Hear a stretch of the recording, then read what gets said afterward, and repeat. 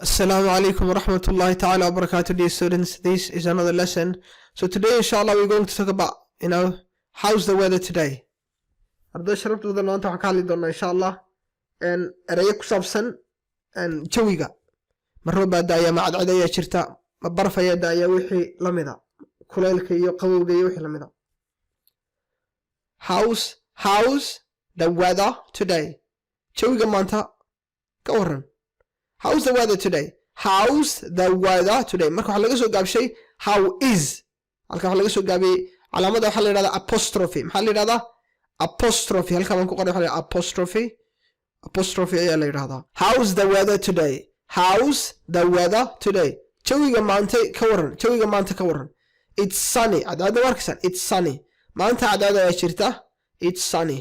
Cadceeda ayaa jirta. It's sunny. It's sunny. marka daruurta ma darkisan it's cloudy daruurta waxa la yiraahdaa cloud waayda marka laga reebo waayda marka soo qariyo inta kale waxa la cloud waa daruur weeye it's cloudy waxa dhan waxa la raacay waayda la raacaya kuwan it's cloudy and maanta daruur ayaa jirta it's cloudy marka It's raining. Roob ayaa daaya. It's raining. Roob ayaa daaya. It's raining. Roob ayaa daaya waxa English maxaa lagu yiraahdaa? It's raining. It's snowing. Baraf ayaa daaya. Waka baraf ayuu gacanta ku hayaa. Baraf daaya gacanta ku haysa. It's snowing. It's sunny. It's cloudy. It's raining. It's snowing. It's hot. And qalabka waxa la yiraahdaa thermometer. Marka la dhigan doona insha Allah. This is the thermometer. Waxa lagu cabiraa kulka lagu cabiraa. Thermometer. This is a thermometer. It's hot. Maanta waa kuleyl. Maanta aad bay kulushahay.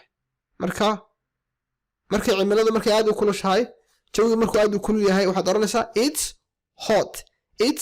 hot waa kuleyl ayaa jira jawiga maanta aad buu kulul yahay waa ka wadidaya the boy is sweating wuu didaya sweating inanka wuu didaya the boy is sweating inanka wuu didaya it's warm waa dirimaad way halkan waxay maraysaa 38 aad buu kulul way كل ما توا اسك ديرمات ان كل ما قبون ما it's warm ما انت وا ديرمات وي it's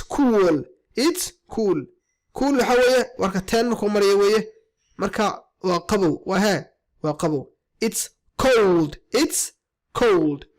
waa maxay and waxa weye and baraf maanta baraf ay jira waa qabowga zaidka ah markuu barafka daayo la dareemo qofka dhar far badan buu xiranaya xitaa he even covered his neck with that necktie marka waa zero markay marayso waa cold marka cool iyo cold farqi u dhaxeeyo waxa weeye kan waxay roobeeda dhaxan baa jirta kan laakiin waa baraf qofka meel walba maxaa ku raadayay dhar culus ay xiranaya qofka